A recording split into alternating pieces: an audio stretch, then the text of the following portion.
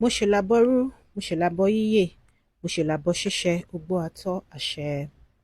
Please note that this video is rated 18 and it is not for anyone that is below the age of 18. So if you are not yet 18 years, kindly scroll past this video.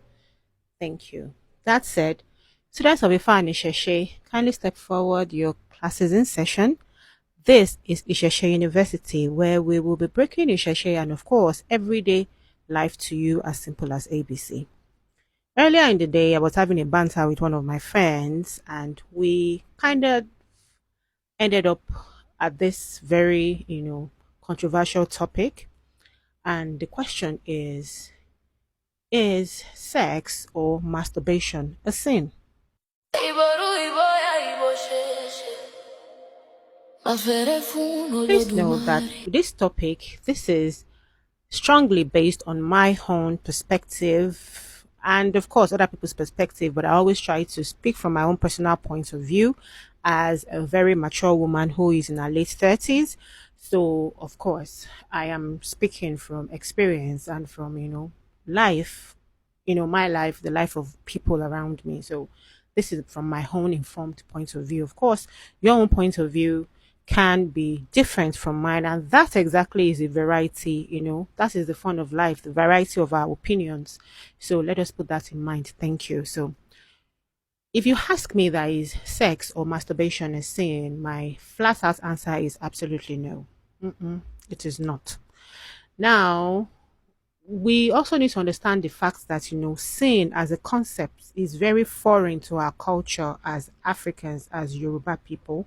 This concept of sin is a religious, point of view that does not apply to us on a day-to-day level. I think foreign religion introduced some concepts to us and we just accepted it, you get. But now we have to be able to look at things logically, which of course is how I view life from a very logical point of view. So away from religion, applying pure logic, we will know that sex itself is like one of the most natural thing to human nature. There are a lot of things that are not natural to human nature, but one of the, will I say, 5, 6, 7 natural things that comes to human nature is sex.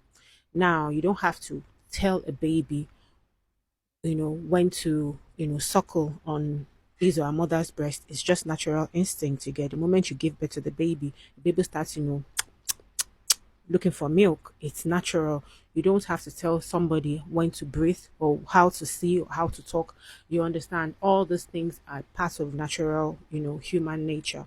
And so is sex. So is the feeling of wanting to be intimate. It is very natural, you understand. So, as a young girl that grew up in a very strict, Christian environment or a Christian family, we were told that, if you even look at a boy, it is a sin. If you hug a boy, you have sinned, you're going to hell. If you kiss a boy, you've sinned, you're going to hell. If you have sex out of marriage, it is a sin. If you masturbate, it is a sin. Now, the question is the act itself the sin or how the act is carried out? Let me explain.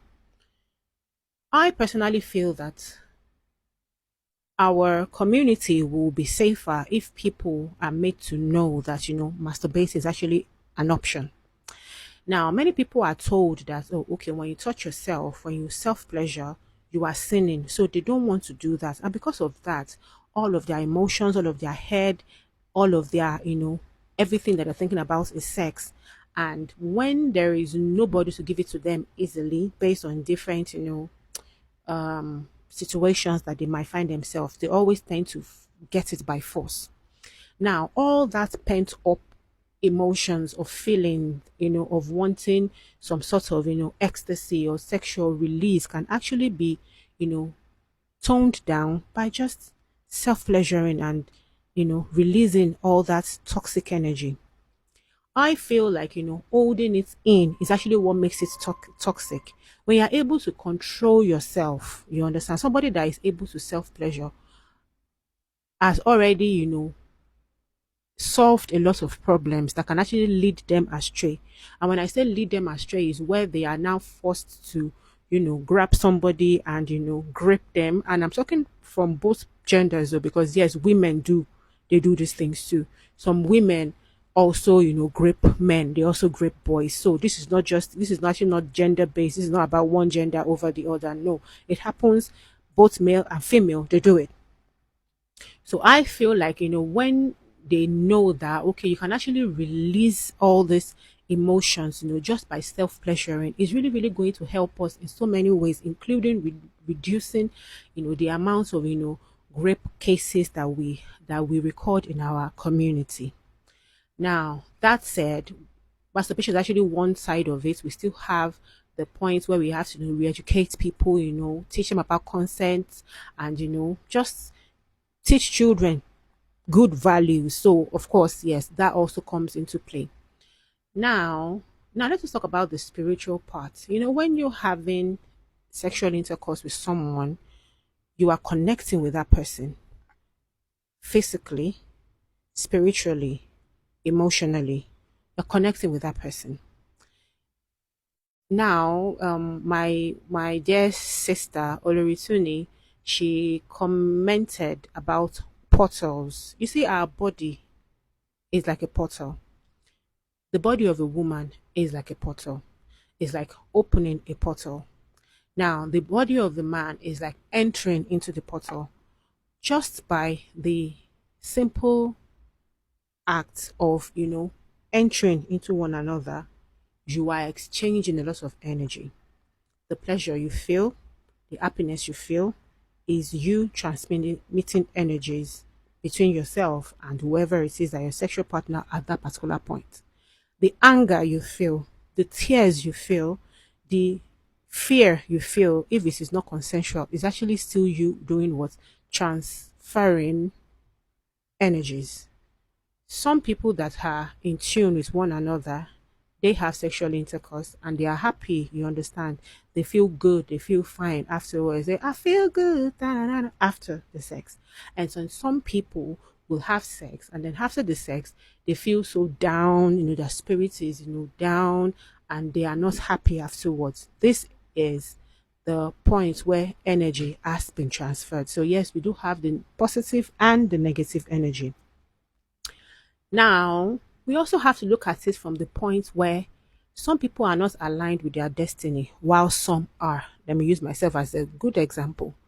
I do my ibori, I do my wure, mushimbo egbe, ni mo ń bọ òòṣà. You understand? I'm doing everything to try and align myself spiritually, you get, to my higher self. Now, aside that, I am someone that likes to take care of myself. I take care of my body. I go for my checkups. You understand? I I eat very healthy. I'm always eating fruits. I'm going out for my workouts. I'm trying to stay in top form. That is me trying to align myself physically, mentally, and spiritually. You understand? To be able to say, oh, I am a clean person, so to speak. Now, let's now say that someone like me then end up with some random dude who doesn't, you know, take care of himself spiritually, who has never for once done his own hibori. He has a lot of, chaos in his life. Maybe he's an omelegbe that, the egbe are like, trying to get his attention and they're already showing him shege. Someone that, he has a lot of anger because his ori is, not calm or not at ease. Someone that just has, spiritual turmoil.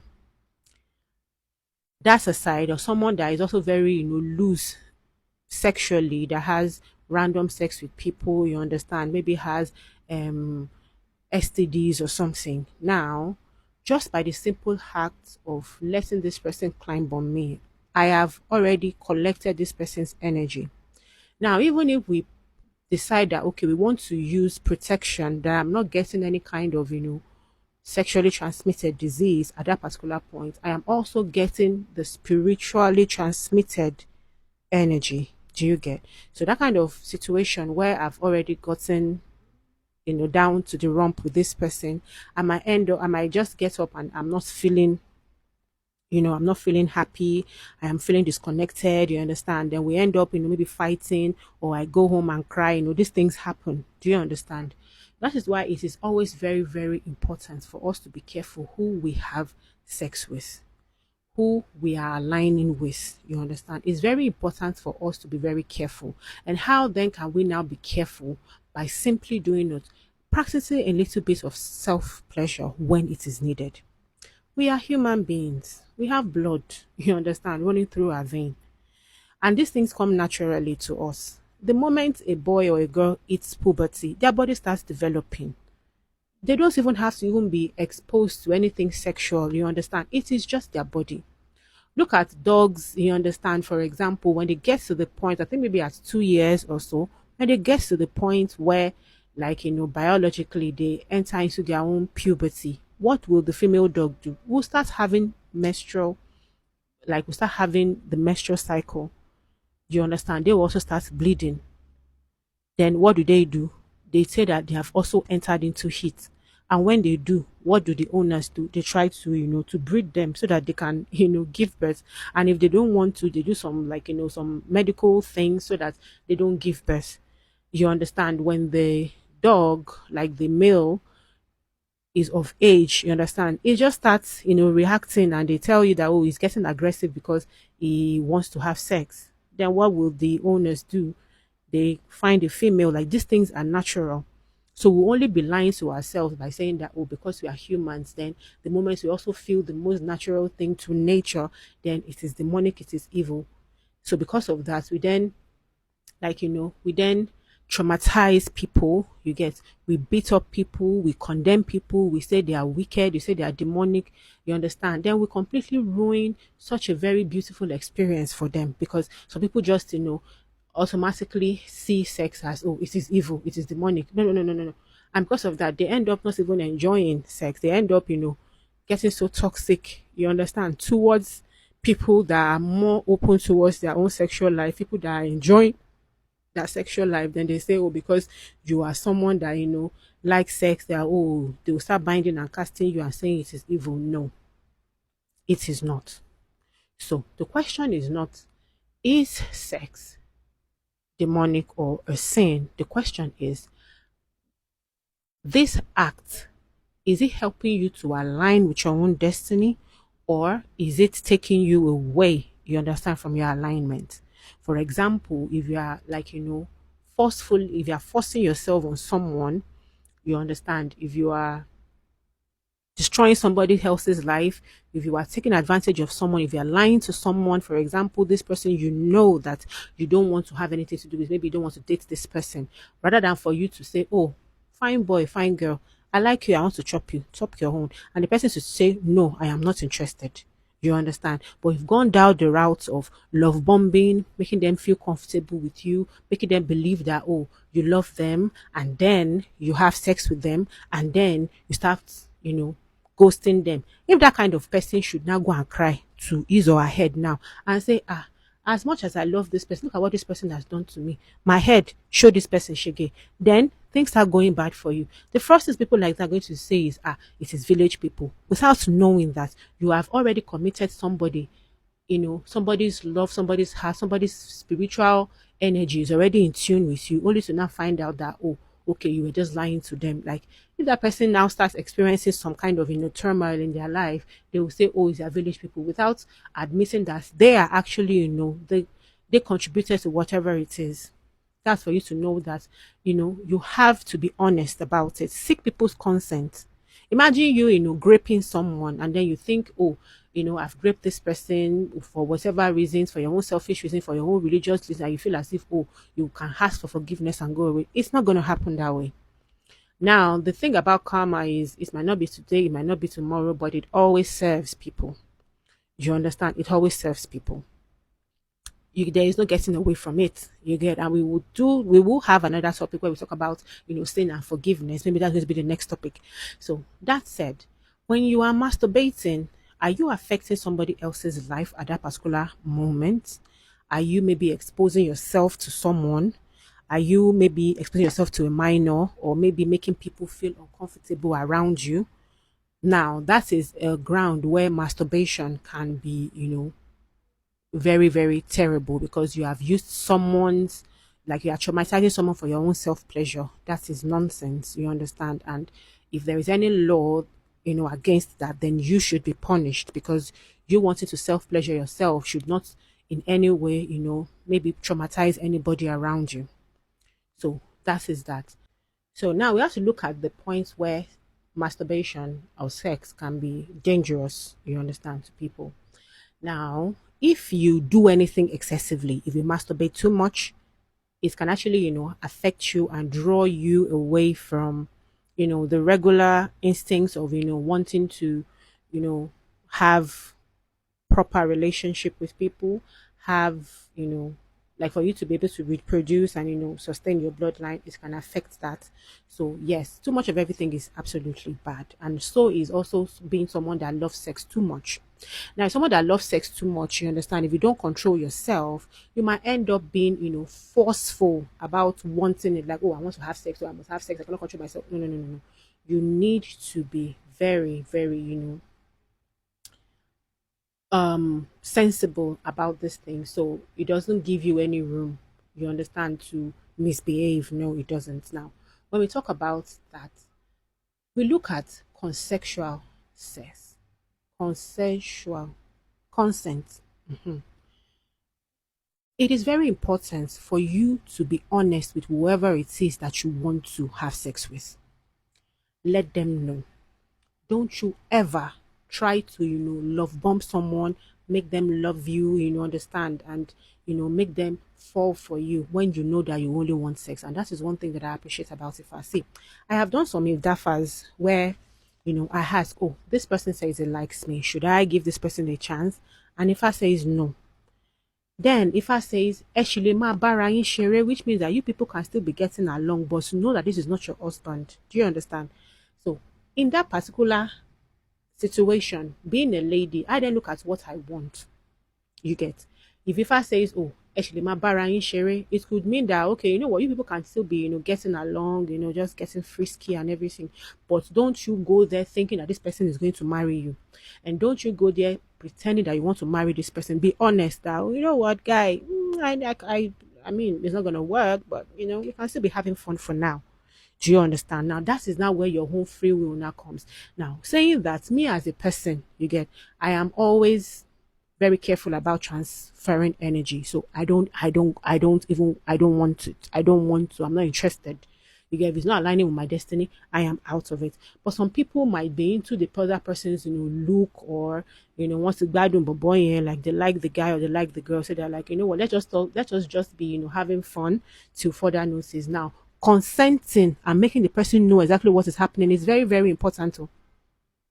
Because in Isheshe and even in the laws of the universe, there is nothing like, oh, I have used somebody and I'm somebody. Nobody needs to forgive you.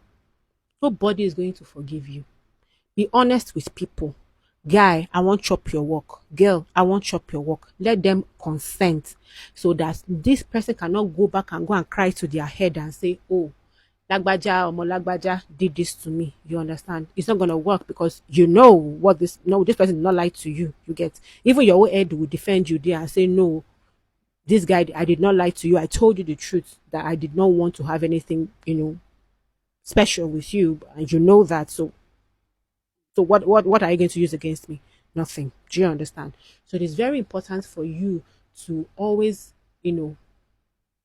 make sure that you seek the consent of whoever it is that you want to, to be with. Now, when it also comes to masturbation, I feel like you need to know, oh, your limit as a person. It can be very addictive, which is actually where the negative energy starts coming. You understand? It can be very addictive where you just, where you just want to, like, be letting out your energy. You want to just be coming every time. Blah, blah, blah. No, make yourself come, but come responsibly. Because when you start getting absorbed into it, you understand, it's always very difficult for you to now start, craving somebody else's touch or wanting to actually, have proper interpersonal relationship. Now, if you want to ask me, do I self pleasure? Absolutely. You did wine? Of course, I self pleasure with pride. And then how does this help me? I am never desperate for a man. 1 year, 2 years, I don't care. I am fine. So because of that, you cannot lie to me and think that we just bobo, just bobo me. Aaron, what? Because I am in control of my body. You understand? I love my body. I touch my body. I am in tune with my body. So if there's anything wrong with my body, I'm always catching it. So I touch myself. I touch my hand, you understand? My breast. If there's anything out of place, I will know. And it will really help me to quickly do what? Run to the hospital. This happened to me last year, August. I was just lying in bed, pressing my phone, and I had my hand on my tummy. And for the first time, I realized that there was something, hard in my tummy. With someone that is in tune with her body, I knew that, okay, that is not normal. Why? Because I know that I am not having any sexual intercourse with anyone. I am not having any unprotected sex that could, end up in me, getting pregnant. I have been pregnant before. So I knew that that solid, feeling I had was not food. It was like, hard, as something was growing inside me. And I knew for sure that I wasn't pregnant. What did I do? I got up, drove to the hospital, and I found out that I had 5 months, size, like 5 months pregnancy size fibroids in me.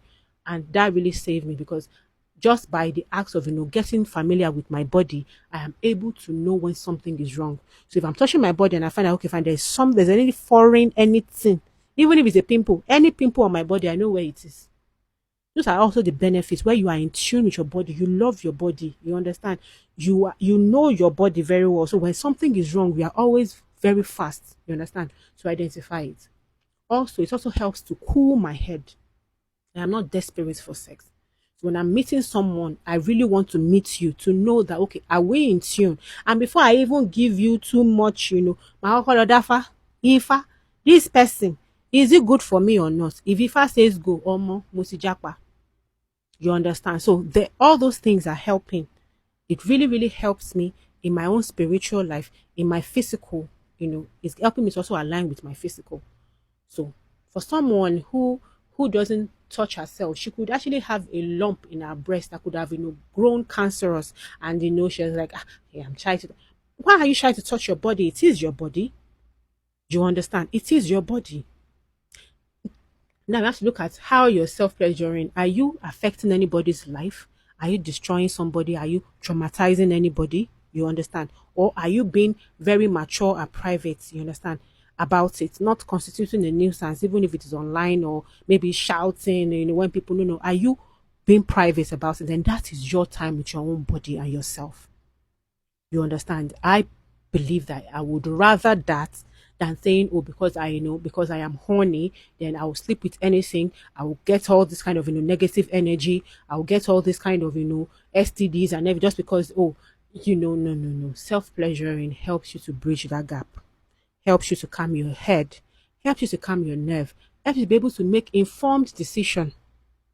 Because I always, people say a hungry man is no, a man that is horny is more dangerous than a buffalo. You get? Also women. Some women will tell you, I cannot do without sex. I can do without sex. Oh, for so long. And I am fine, because what I self pleasure. Once you know how to, you will not be desperate, and that's actually going to even curb a lot of things like cheating. Because once you know that, you'll be able to even trust a partner that knows how to self pleasure. You can actually trust that person more than one that does not know how to self pleasure. A man that does not know how to self pleasure, the moment he leaves the house, the woman should just forget it. He's going to sleep with anything. A woman that doesn't know how to self pleasure, the husband too should be very weary, because who is going to make her come?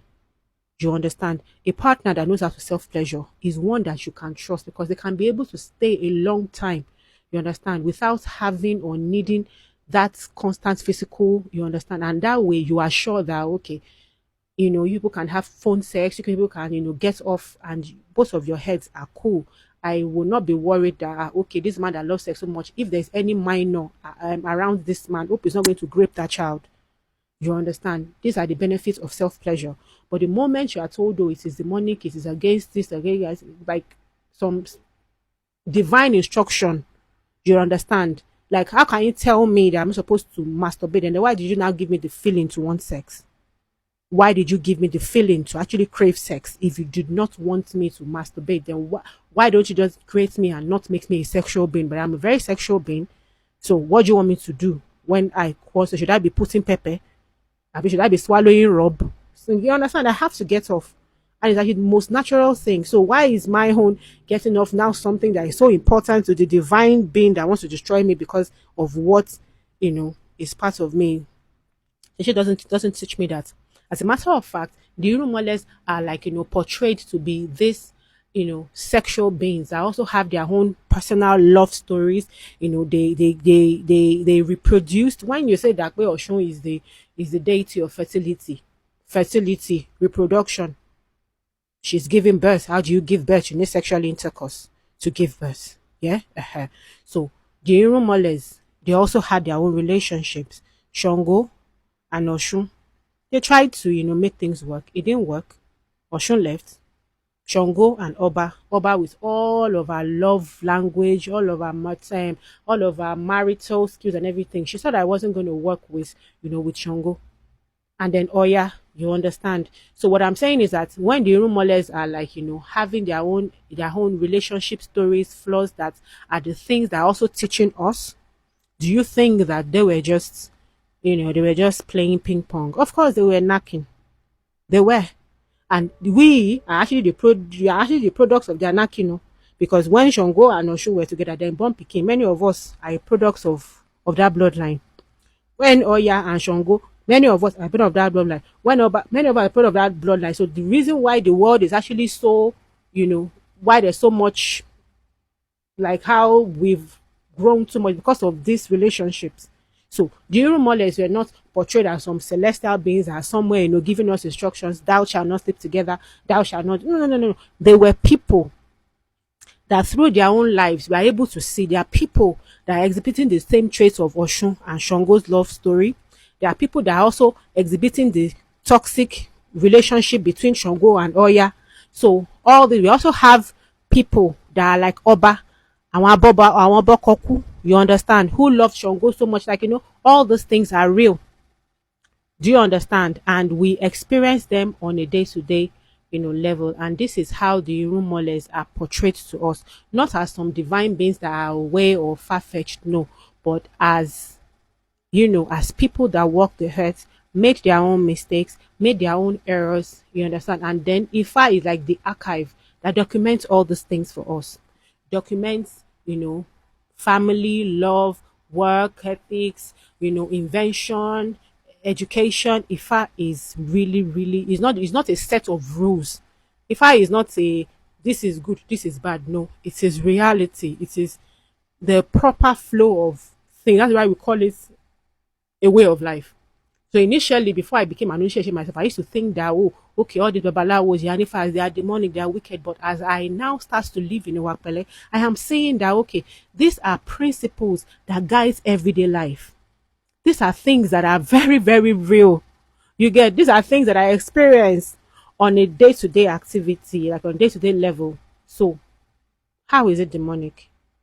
You understand? So this is my own submission on the topic of is sex or masturbation a sin. And of course, I want to hear from you. But before we go, we have an assignment. So I am starting to appreciate the works of Femi Adebayo Salami. And I have seen the Seven Doors series. It was absolutely brilliant. And today I watched the new one, King of Thieves, on Netflix. And that is going to be the base for our next class, sin and forgiveness. The concept of sin and forgiveness. The foreign religious tells us that, okay, when you sin and then you go on your knees and you ask for forgiveness and you are forgiven. Is this true or not? That is going to be our topic for the next class. So please do your research. You can watch Seven Doors again if you haven't seen it.